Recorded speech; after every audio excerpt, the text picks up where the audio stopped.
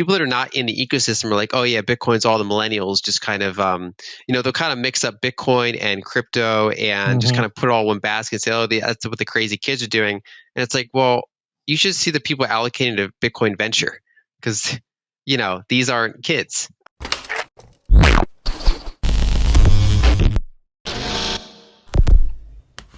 Hey guys, welcome back to Everyday Finance. In this video, Lyn Alden discuss about Bitcoin. According to Lyn Alden, in 2024, Lyn Alden have conversations with a few bank boards that ask me to sort of talk to them about Bitcoin or some of these financial issues. There are organizations that believe that having an allocation is reasonable. You'll notice individuals who aren't part of the ecosystem saying things like, Bitcoin's all the rage.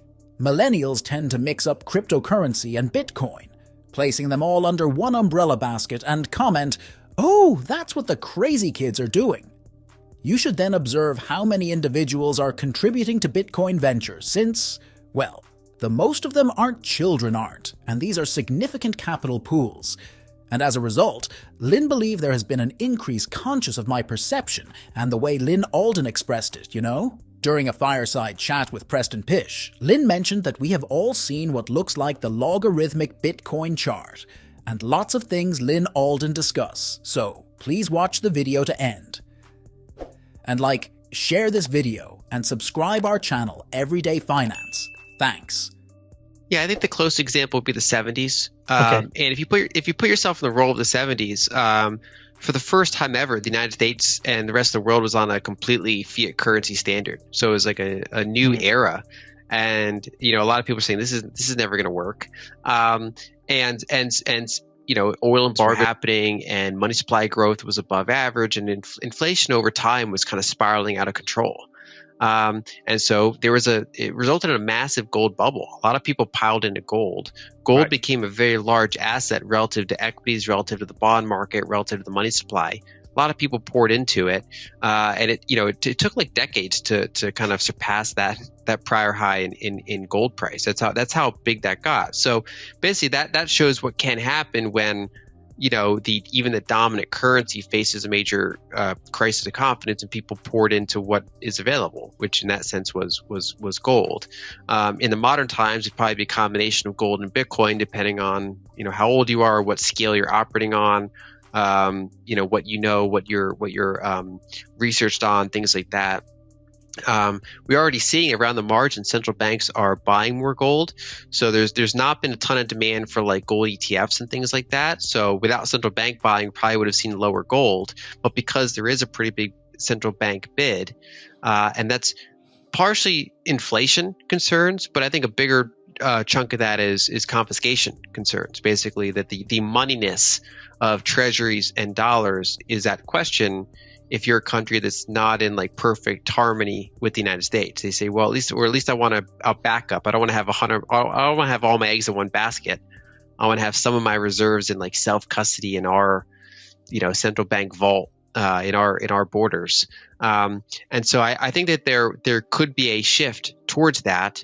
And that's where you get those types of nonlinear events, right? That's why I wouldn't be like bold enough to say, okay, I think we're going to hit 12% inflation by this year, and then we're going to come back down. There's too many nonlinear things that can occur, and so instead, I just kind of keep track of the biggest things. There's the ongoing fiscal issue, there's the energy supply demand situation, and then there's other technology offsets, things like AI, and these are kind of the big forces that are coming at each other. And so on a quarter by quarter, year by year basis, I'm kind of seeing, okay, how big are these forces? Which ones are winning? Which things are surprising me one way or another? Which things are kind of on track, exactly how I thought? And so I'm very hesitant to give magnitudes. It's more just like focusing on these drivers and trying to give an under or an over. Like basically, the 2020s, I expect to be a more inflationary decade than the 2010s, but magnitude, who knows? Lyn Alden believe there will be kind of two things in the following cycle. Lyn would say that I'm kind of looking at one macro 2.0, which is just a meme from the previous cycle, is about to, and they didn't actually arrive, hedge funds would trade Bitcoin. So, around the edges they came organizations that would carry it out.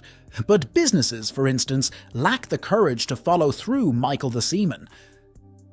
We didn't see any Bitcoin ETFs when we looked at the corporate treasury for Bitcoin, hence in this cycle, assuming that some of these Bitcoin ETFs are approved and that these institutions are once again witness another greater peak that, in a way, dispels their misconceptions about what Bitcoin is. Lyn Alden believed you could have greater institutional regularity and the actual deployment of resources rather than merely stories about it. Let's back to the Lyn Alden interview. Well, so before I answer that question, I'll answer that among institutions, I am seeing more of a recognition of fiscal dominance and concern around these ongoing fiscal deficits. And that's I have some of a biased sample because I often find out about this because they read my work. But for example, there will be major institutions that you'll know the name of, and someone will give me like an internal report, and it's like literally like it looks like something like me or Luke Groman wrote, and it's like major institution XYZ. This is like their report on the fiscal dominance problem. And I'm like, wow, okay, so that's things that were considered fringe or outside perspectives are now more normalized, right? So that's kind of the first part of this whole thing is like, is that happening among macro circles? Not all macro circles, but certainly around the margins, including at major institutions. I would say, yeah, there's an ongoing realization that these fiscal issues are not a multi-decade problem now, that they're actually starting to have material effects in the present. And that's largely because, we've had 40 years of rising debt to GDP offset by 40 years of falling interest rates.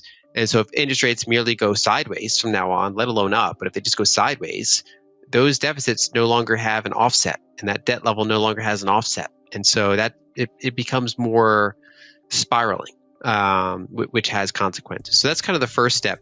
For Bitcoin specifically, I mean, there are, I talked to some bank boards that invite me to talk, kind of talk to them about Bitcoin or, again, some of these fiscal problems. There are institutions that, think it's rational to have an allocation. Sometimes you'll see people that are not in the ecosystem are like, oh yeah, Bitcoin's all the millennials, just kind of, they'll kind of mix up Bitcoin and crypto and just kind of put it all in one basket and say, oh, that's what the crazy kids are doing. And it's like, well, you should see the people allocating to Bitcoin venture because, these aren't kids. At least most of them aren't. And these are serious pools of capital. And so there is a increasingly, I think, aware perception. And the way that I phrased it, I was doing a fireside with Preston Pish, and I pointed out that we've all seen like the logarithmic Bitcoin chart. I forget how many peaks and troughs it's had now, but we see all those peaks. You have to remember that the vast majority of people in the world have not seen that chart. In fact, I remember the first time I saw that chart, I never looked at Bitcoin's price in logarithmic form before. When you look at it in linear form, you see one of two things. It's either in what appears to be an insane bubble, or it appears to be a broken bubble and it's dead. It rarely looks like anything other than those two. Whereas when you look at it in logarithmic form and you go back and study, okay, what was happening during these highs and lows each time, you see this recurring cycle. And it's done this like three times, three times it's had a higher high after a 75% drawdown or more, sometimes like over 90%. And there's a handful of stocks that have done that, but I haven't found any stocks that have done it more than three times. And so if Bitcoin has another higher high, it'll be like the fourth time it's done this. But what we have to keep in mind is that, again, most people have not seen that chart. And instead, what most people see is only the ones that happened while Bitcoin was big enough for them to be aware of it. So, for example, they saw the 2017 spike and then the crash, and then they saw the 2021 spike and crash, the higher high, higher low. So they've seen two, right? And so they think, okay, there was a bubble, and then there was a stimulus bubble, and then it's dead. That's how a lot of people saw it.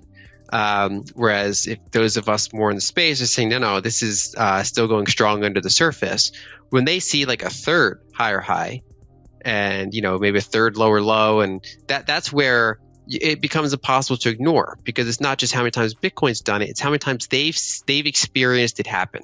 And therefore it's fully on their radar whether or not they've seen that logarithmic chart or not.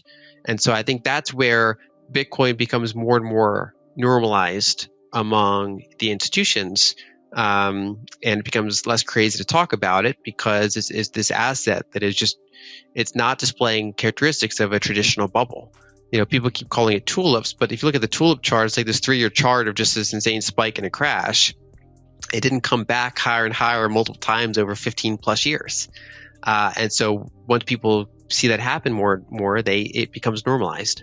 According to Lyn Alden, the other side of the coin, Lyn Alden's say, in my opinion, is institutional liquidity.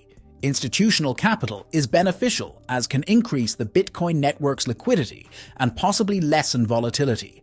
As you are aware, that sort of broadening of ownership to varying degrees and rebalancing effect from portfolios and large capital pools that, while it's beneficial for volatility and liquidity, Lyn believed the real, self-custodial or community custodial centers are increasingly emerging, which is more crucial. Will the Bitcoin pyramid materialize? If you learned something from this video, then please like this video and subscribe our channel Everyday Finance, and we will meet in next video. Thanks.